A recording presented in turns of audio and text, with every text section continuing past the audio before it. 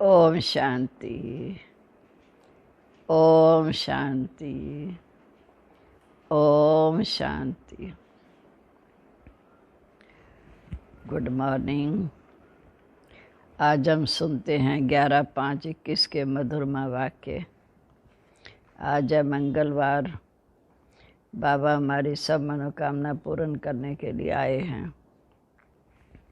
बाबा कहते सुख शांति का वरदान तो एक बाप से ही मिलता है, इसलिए बाप को ही याद करना है। फिर बाबा कहते बच्चे देही अभिमानी बनो। जितना देही अभिमानी बनेंगे, बाप को याद करेंगे, उतना बाप के साथ चलेंगे, उतना उच्च पद के अधिकारी बनेंगे। फिर बाबा ने समझाया कि तुम्हारे भक्ति मार्ग में 2 बाप हैं। सतयुग में होता है 1 बाप, भक्ति मार्ग में 2 बाप, और संगम पर होते हैं 3 बाप। 2 बाप, एक लौकिक एक परलौकिक। लौकिक बाप के होते भी हम परलौकिक बाप को याद करते हैं, क्योंकि सुख शांति देने वाला एक परलौकिक बाप है। बाप ने आकर हमारा तीसरा नेत्र खोला। बाप ने आकर हमें बताया तुम आत्माओं में भाई भाई हो, एक बाप के बच्चे हो, इसलिए सिर्फ मुझे ही याद करना है। फिर बाबा ने कहा कि बाप है ऊंचे तो ऊंचा, वो आकर बच्चों को ऊंचे से ऊंचा बनने का वरदान देते हैं। जितना बाप की शिक्षाओं पर चलते हैं, उतना बाबा हमें सतयुग की नई दुनिया में ले जाएगा, जहाँ सुख शांति आनंद प्रेम होगा। तो बाबा ने कहा कि जहाँ देखो हम मनुष्य आत्माएं अपने परलौकिक बाप को जानती नहीं, वो स्वयं आकर अपनी पहचान देते हैं। आत्मा का नाम सदा आत्मा है, लेकिन आत्मा भिन्न भिन्न शरीर ले पाठ हो जाती है तो उसका नाम बदलता है। परमात्मा का नाम सदा शिव है, वह भी साकार में आकर हमें समझाते हैं, पर उनका नाम सदा एक ही रहता है, कल्याणकारी। तो बाबा ने कहा कोई भी मनुष्य मात्र जीवन मुक्ति का वर्षा दे नहीं सकता। एक बाप है जो हमें घर की राह बताकर फिर हमें नई दुनिया की राह बताने, फिर नई दुनिया में ऊंच पद पाने का अधिकारी बनाते हैं। बाबा ने कहा मीठे बच्चे, सुख शांति का वरदान एक बाप से मिलता है, कोई देहधारी से नहीं। बाबा आए हैं हमें मुक्ति, जीवन मुक्ति की राह दिखाने। प्रश्न है बाप के साथ जाने और सतयुग में आने का पुरुषार्थ क्या है। बाप के साथ जाने और सतयुग के आदि में आने का पुरुषार्थ क्या है। बाप के साथ जाना है तो पूरा पवित्र बनना है। सतयुग आदि में आने के लिए और संग बुद्धि योग तोड़ एक बाप की याद में रहना है। आत्म अभिमानी ज़रूर बनना है। एक बाप की मत पर चलेंगे तो उच्च पद का अधिकार मिल जाएगा। गीत है नैनहीन को राह दिखाओ प्रभु। ओम शांति। ये गीत किसने गाया? बच्चों ने, क्योंकि बाप तो एक है, उनको ही रचयिता कहा जाता। रचना रचयिता बाप को पुकारती है। तो बाबा ने समझाया भक्ति मार्ग में तुम्हारे 2 बाप हैं, एक है लौकिक, दूसरा है परलौकिक। सभी आत्माओं का बाप एक है। एक बाप होने के नाते आप सभी आत्माएं भाई भाई हो, ब्रदर्स हो, तो उस बाप को पुकारते हो। ओ गॉड फादर, ओ परमपिता, रहम करो, क्षमा करो। भक्तों का रक्षक है ये एक भगवान। पहले तो ये समझाना चाहिए कि हमारे 2 बाप हैं। अब परलौकिक बाप तो सभी का एक है, बाकी लौकिक बाप हर एक अलग अलग है। अब लौकिक बाप बड़ा या परलौकिक बाप बड़ा? लौकिक बाप तो कभी भगवान या परम पिता नहीं कह सकते। आत्मा का बाप एक है, परम पिता परमात्मा। आत्मा का नाम कभी बदलता नहीं, शरीर का नाम बदलता है। आत्मा भिन्न भिन्न शरीर ले पाठ बजाती है, अर्थात पुनर्जन्म लेती है। आखिर भी कितने पुनर्जन्म लेती। तो बाप आकर समझाते, मीठे बच्चे तुम अपने जन्म को नहीं जानते हो। बाप आते भारत में है और आकर हमें पूरा राज समझाते हैं। उनका नाम सदाशिव है। समझते भी हैं कि शिव परमात्मा है। शिव जयंती व शिवरात्रि भी मनाते हैं। वह निराकार है। जैसे आत्मा निराकार है, निराकार से वो साकार में आते हैं पाठ बजाने। अब निराकार शिव तो शरीर बगैर पाठ बजा ना सके। हम आत्माएं भी शरीर धारण कर पाठ बजाती हैं। वह निराकार शिव बाबा भी शरीर बगैर तो पाठ बजा ना सके। इन बातों को मनुष्य नहीं समझते, नैनहीन हैं। शरीर के तो दो नेत्र सबको हैं, आंखें तो सबको दिखाई देती हैं। तीसरा ज्ञान का नेत्र आत्मा को नहीं है, जिसको दिव्य चक्षु कहते हैं। आत्मा अपने बाप को भूल गई है, इससे पुकारते हैं, नैनहीन को राह दिखाओ प्रभु। कहाँ की राह? शांति धाम और सुख धाम की। क्योंकि पहले हम शांति धाम जाएंगे, फिर सुख धाम में आएंगे। सर्व का सदगति दाता सतगुरु एक है। मनुष्य मनुष्य का गुरु बन कभी सदगति दे नहीं सकते। ना खुद सदगति पाते हैं, न औरों को देते हैं। एक बाप है जो सर्व को सदगति देते हैं। उस अल्लाह बाप को याद करना है। बाप समझाते हैं, कोई भी मनुष्य मात्र मुक्ति, जीवन मुक्ति, शांति और सुख सदा काल के लिए दे नहीं सकते। कोई भी मनुष्य मात्र देहधारी मुक्ति, जीवन मुक्ति, शांति और सुख सदा काल के लिए दे नहीं सकते। सुख शांति का वरदान तो एक बाप ही देते हैं, मनुष्य मनुष्य को नहीं दे सकते। भारतवासी जब सतो प्रधान थे तो सतयुगी स्वर्गवासी थे, सभी उस समय सुखी थे। आत्मा पवित्र थी। आत्मा को स्वर्ग कहा जाता है। जबकि आत्मा पवित्र और सतो प्रधान थी, तब सभी सुखी थे। तुम जानते हो कि बराबर आज से 5000 वर्ष पहले यही भारत स्वर्ग था तो सतो प्रधान था। इन लक्ष्मी नारायण का राज्य था।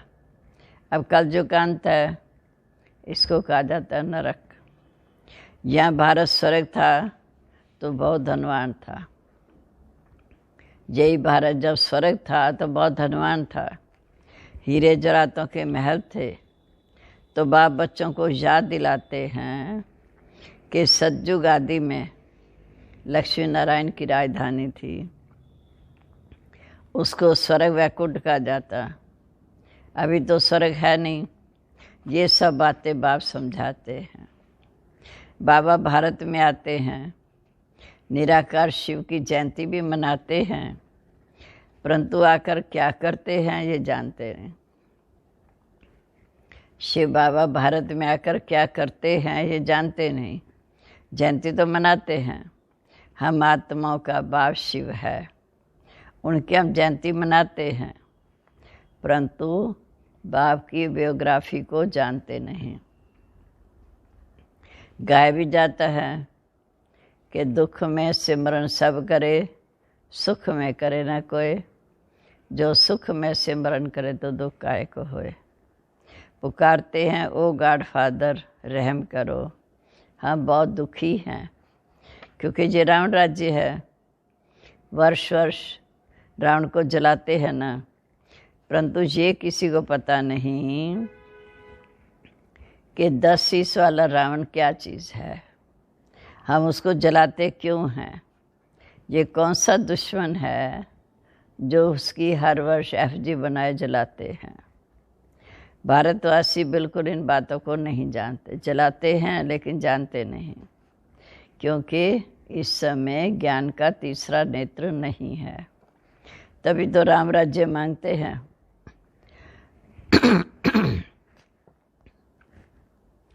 तो बाबा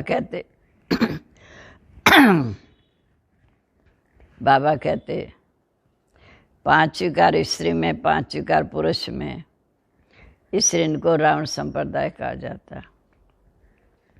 ये रावण 5 विकार ही बड़े से बड़ा दुश्मन है, जिसकी हर वर्ष एफजी बनाए जलाते हैं। भारतवासियों को ये पता नहीं कि रावण है कौन जिसको जलाते हैं। ये रावण राज्य कब से शुरू हुआ ये भी किसी को पता नहीं। तो बाप समझाते, राम राज्य सतयुग त्रेता, जहाँ सुख शांति संपन्न राज्य, और रावण राज्य द्वापर कलयुग।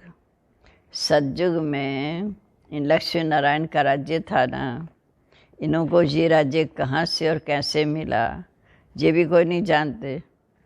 ये सब समझने की बातें हैं कि लक्ष्मी नारायण ने भी इससे पहले जन्म में पुरुषार्थ किया, सर्वगुण संपन्न 16 कला संपूर्ण निर्विकारी बने, तभी आकर ये राज्य मिला। ये कोई जानते नहीं, इसमें टेंशन देना पड़ता है। मोस्ट बिलव्ड बाप है, प्यारे से प्यारा बाप है, तभी उसको भक्ति मार्ग में पुकारते हैं। भारत में जब इनका राज्य था, अर्थात लक्ष्मी नारायण का राज्य था, तो वहाँ पर दुख का नाम निशान नहीं था। उस समय संपूर्ण भारत ही सुख शांति संपन्न था। अभी दुख धाम है, कितने अनेक धर्म हैं। सतयुग में एक ही धर्म था, वो सब आत्माएं कहाँ चली गई ये भी किसी को पता नहीं, क्योंकि नयनहीन है। शास्त्रों में ज्ञान का नेत्र किसको नहीं मिलता। शास्त्रों में ज्ञान का तीसरा नेत्र शास्त्रों से नहीं मिलता है। ज्ञान का नेत्र ज्ञान सागर परमपिता परमात्मा से ही मिलता है। आत्मा कोई तीसरा नेत्र मिलता है। आत्मा भूल गई है कि हमने कितने जन्म लिए हैं। सतयुग में जो देवी देवताओं का राज्य था वह कहाँ गया। गाते भी हैं कि मनुष्य 84 जन्म लेते हैं, 84 का चक्र कहते हैं, परंतु कौन सी आत्मा 84 जन्म लेती है ये नहीं जानते। जो फर्स्ट जन्म में आते हैं सतयुग में, उन्हीं के पूरे 84 जन्म होते हैं। जो पहले पहले भारत में आते हैं वो थे देवी देवता, फिर 84 जन्म ले अंत में पतित बन जाते हैं। गाते भी हैं, हे पतित पावन आओ, तो इसे सिद्ध करते हैं कि हम इस समय पतित हैं, इसलिए पुकारते हैं, हे पतित पावन आओ, आकर हमें पावन बनाओ। जो खुद ही पतित है वह फिर औरों को कैसे पावन बनाएगा। इस समय तो सभी मनुष्य मात्र खुद पतित हैं, तो पावन कौन बनाएगा। तो बाप समझाते, आधा कल्प भक्ति मार्ग में रावण राज्य अर्थात 5 विकार होने के कारण भारत ने इतना दुख को पाया है। 84 जन्म तो लेते ही हैं, उनका भी हिसाब समझाना चाहिए। पहले पहले सतयुग में है सतो प्रधान, फिर त्रेता में है सतो सामान्य। आत्मा में खाद पड़ती है। सतो प्रधान में आत्मा 16 कला संपूर्ण, त्रेता में 14 कला संपूर्ण। बाप आते भी भारत में हैं, शिव जयंती है ना, और सभी आत्माएं तो गर्भ से जन्म लेती हैं। बाप कहते मैं गर्भ से जन्म नहीं लेता हूँ, मैं साधारण बूढ़े तन में प्रवेश करता हूँ, जिसका ये बहुत जन्मों के अंत का जन्म है। फर्स्ट जन्म श्री कृष्ण अर्थात नारायण, और लास्ट का जन्म फिर ब्रह्मा जिस तन में आते हैं। ये समझानी कोई एक दो को नहीं दी जाती। ये गीता पाठशाला है। मनुष्य को देवता बनाने की यहाँ पढ़ाई जाती है। राजयोग सिखाया जाता है। तुम जहाँ आए हो सरह की बादशाही प्राप्त करने के लिए, जो सिर्फ बाप ही दे सकते हैं। गीता पढ़ने से कोई राजा बनते नहीं हैं और ही रंक बनते गए।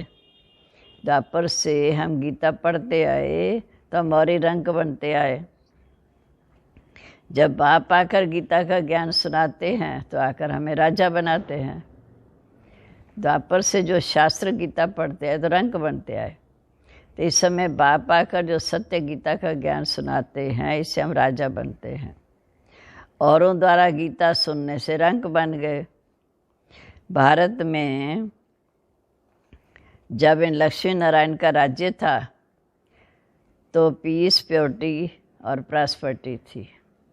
पवित्रता भी थी, शांति भी थी, खुशहाली भी थी। उस समय पवित्र गृहस्थ आश्रम था तो गृहस्थ, लेकिन पवित्र गृहस्थ आश्रम था। वहाँ हिंसा का नाम नहीं था। फिर द्वापर से ये हिंसा शुरू हुई। सबसे पहले काम कटारी चलाते हैं। तुम्हारी ये हालत हुई। काम विकार में गिरते गिरते बाबा कहते तुम्हारी ये हालत हुई। सतयुग में 100% साधवन थे, निर्विकारी थे, सतो प्रधान थे। ये राज कोई भी मनुष्य अथवा साधु संत आदि नहीं जानते हैं। बाप जो ज्ञान का सागर पतित पावन है, वो आकर सतो प्रधान बनाने की युक्ति बताते हैं। बाप जो पतित पावन है, वही आकर सतो प्रधान बनने की युक्ति बताते हैं। रावण की मात पर मनुष्यों का देखो क्या हाल हो गया। राजे लोग भी वह जो पवित्र राजाएं होकर गए, उन्हों के भी चरणों में जाकर गिरते हैं, क्योंकि पवित्रता ही पूज्य है, पवित्रता ही सुख शांति की जननी है। इसलिए राजे लोग भी उनके चरणों में जाकर गिरते हैं और महिमा गाते हैं कि आप सर्वगुण संपन्न, 16 कला संपूर्ण निर्विकारी हो। हम नीच पापी हैं, हमारे में कोई गुण नहीं। फिर कहते आपे तरस फरोई, हमको आकर फिर से मंदिर लायक बनाओ। आत्मा बाप को कहती है कि हमें फिर से आकर मंदिर लायक अर्थात पूजनीय बनाओ। ये बातें किसकी भी समझ में नहीं आती कि बाप कैसे आकर फिर से देवी देवता धर्म की स्थापना कराते हैं। अब तुम समझते हो हम सो देवी देवता धर्म के थे, हम सो क्षत्रिय वैश्य शूद्र बने, इतने जन्म लिए। सतयुग में 8 जन्म, त्रेता में 12 जन्म, द्वापर में 21 जन्म, कलयुग में 42 जन्म। ये संगम युग हमारा परिवर्तन का 84वां जन्म है। अब 84 जन्म पूरे हुए, फिर चक्र फिरना शुरू होना है। इसलिए फिर तुमको पावन भी यहाँ बनना है, क्योंकि सतयुग में तो पावन बनने बगैर जा नहीं सकते। तो बाबा कहते पावन भी यहाँ ही बनना है। पति तो सुख धाम शांति धाम में जा नहीं सकते। तो बाप समझाते तुम जो सतो प्रधान थे, वह इस समय तमो प्रधान बने हो। गोल्डन एज से फिर आयरन एज में आए, उतरते उतरते आयरन एज में आए हो। अब फिर गोल्डन एज बनना है, तब मुक्ति सुख धाम में, मुक्ति धाम और सुख धाम में जा सकेंगे। गोल्डन बनेंगे तब मुक्ति धाम और सुख धाम में जा सकेंगे। भारत सुख धाम था, अब दुख धाम है। गीत में भी सुना ना कि नैनहीन को राह दिखाओ प्रभु। हम अपने शांति धाम में कैसे जाएं?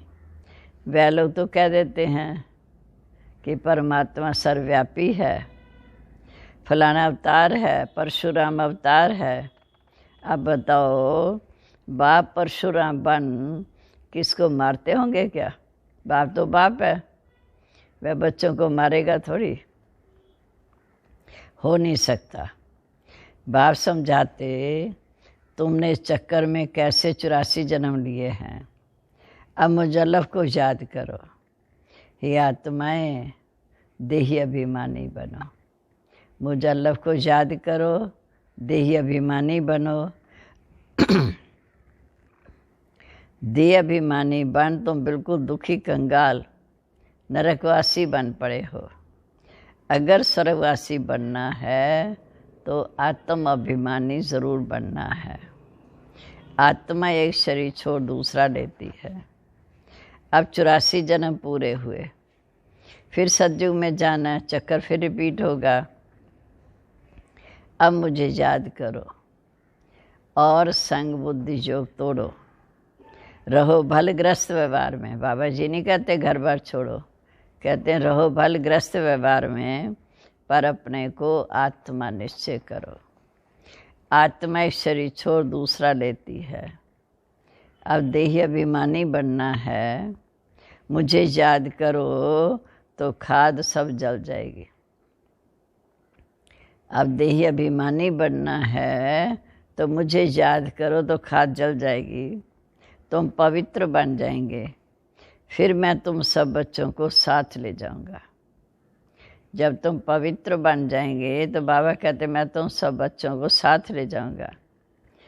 अगर मेरी मत पर नहीं चलेंगे तो इतना ऊंच पद नहीं पा सकेंगे।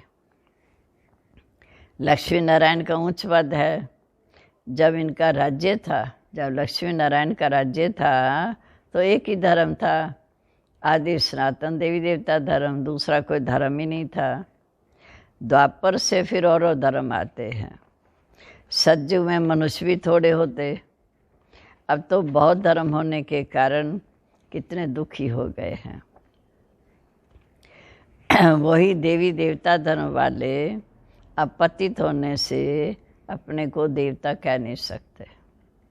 देवी देवता धर्म वाले पतित होने के कारण अब अपने को देवता कह नहीं सकते। हिंदू नाम रख दिया, वास्तव में हिंदू कोई धर्म तो है नहीं। तो बाबा समझाते, रावण ने तुमको ऐसा बना दिया, तुम जब लायक देवी देवता थे तब सारे विश्व पर तुम्हारा राज्य था। बाबा ने कितना लायक बनाया कि जब तुम लायक देवी देवता थे तो सारे विश्व पर तुम्हारा राज्य था, सब सुखी थे। अब दुखी बन गए। यही भारत स्वर्ग था, अब हेल हो गया, नरक बन गया। फिर नरक को स्वर्ग, हेवन को हेवन बनाने बाप बगैर कोई बना ना सके। देवताओं को संपूर्ण निर्विकारी कहा जाता है, यहाँ के मनुष्यों को संपूर्ण विकारी, इनको कहा जाता है पतित। यही भारत शिवालय था, शिव बाबा का स्थापन किया हुआ था। बाप स्वर्ग बनाते हैं, फिर रावण आके नरक बनाते हैं। इस संगम पर बाप आके स्वर्ग बनाते हैं। सतयुग त्रेता में बहुत सुखी रहते, फिर द्वापर में रावण आके दुखी बनाते, नरक बनाते। रावण श्राप देते हैं और बाप हमें 21 जन्मों का वर्षा देते हैं। अब तुम हर एक बाप को याद करो, कोई भी देहधारी को याद नहीं करो। किसी भी देहधारी को भगवान नहीं कहा जा सकता, भगवान तो एक है। बाप तो इस समय तुम्हें बेहद का वर्षा देते हैं, सारे विश्व का मालिक बनाते हुए बेहद का वर्षा देते हैं। फिर रावण श्रापित बना देते। इस समय भारत श्रापित है, बहुत दुखी है। अब इस रावण पर जीत पानी है। गाय भी जाता है कि दे दान तो छूटे ग्रहण। बाबा कहते 5 शिकारों का दान दो तो ग्रहण छूटे। जो ग्रहण जो लगता है वह तो पृथ्वी पर परछाया आती है। बाप कहते मीठे बच्चे, तुम्हारे ऊपर तो 5 विकार रूपी रावण का ग्रहण है। अब ये 5 विकार दान में दे दो। पहला तो दान दो कि हम कभी विकार में नहीं जाएंगे। बाप कहते 5 विकारों का दान दे दो। पहला तो ये विकार दो कि हम विकार में नहीं जाएंगे। ये काम कटारी ही मनुष्य को पतित बनाती है, पवित्रता ही श्रेष्ठ बनाती है। अच्छा, मीठे मीठे सिक्के लदे बच्चों पर माता पिता बाप दादा का याद प्यार, गुड मॉर्निंग। रूहानी बाप की रूहानी बच्चों को नमस्ते। रूहानी बच्चों की रूहानी बाप दादा को नमस्ते। नमस्ते बाबा, गुड मॉर्निंग। शुक्रिया बाबा, शुक्रिया। आपने आकर हमारे को सृष्टि के आत्मदन का ज्ञान देकर कितना सुजाग किया, कितनी ऊंची मंजिल पर ले जा रहे हो, कितना ऊंचा वर्षे का अधिकारी बना रहे हो। शुक्रिया आपका। अब धारणा के लिए मुख्य सार।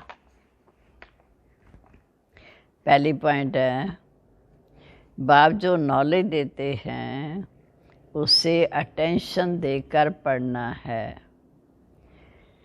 बाप जो नॉलेज देते हैं उसे अटेंशन देकर पढ़ना है।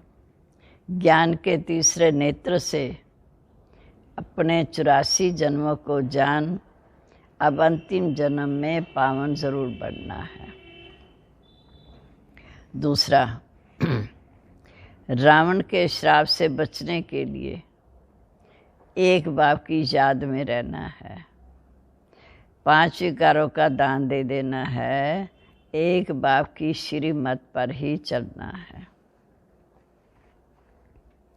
अब आज का वरदान, अपनी स्मृति, वृत्ति और दृष्टि को अलौकिक बनाने वाले सर्व आकर्षणों से मुक्त भव।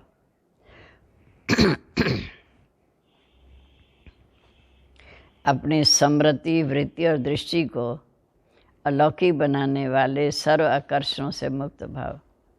कहा जाता है कि जैसी संकल्प वैसी सृष्टि। जो नई सृष्टि रचने के निमित्त विशेष आत्माएं हैं, उनका एक एक संकल्प श्रेष्ठ अर्थात अलौकिक होना चाहिए। जब स्मृति, वृत्ति और दृष्टि सब अलौकिक हो जाती है तो इस लोक का कोई भी व्यक्ति या कोई भी वस्तु अपनी ओर आकर्षित नहीं कर सकती। अगर आकर्षित करती है तो ज़रूर अलौकिकता में कमी है। अलौकिक आत्माएं सर्व आकर्षणों से मुक्त होंगी। स्लोगन है, दिल में परमात्म प्यार व शक्तियाँ समाई हुई हों तो मन में उलझन आ नहीं सकती। दिल में परमात्म प्यार व शक्तियाँ समाई हुई हों तो मन में उलझन आ नहीं सकती।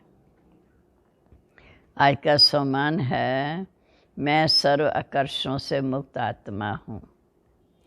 ओम शांति।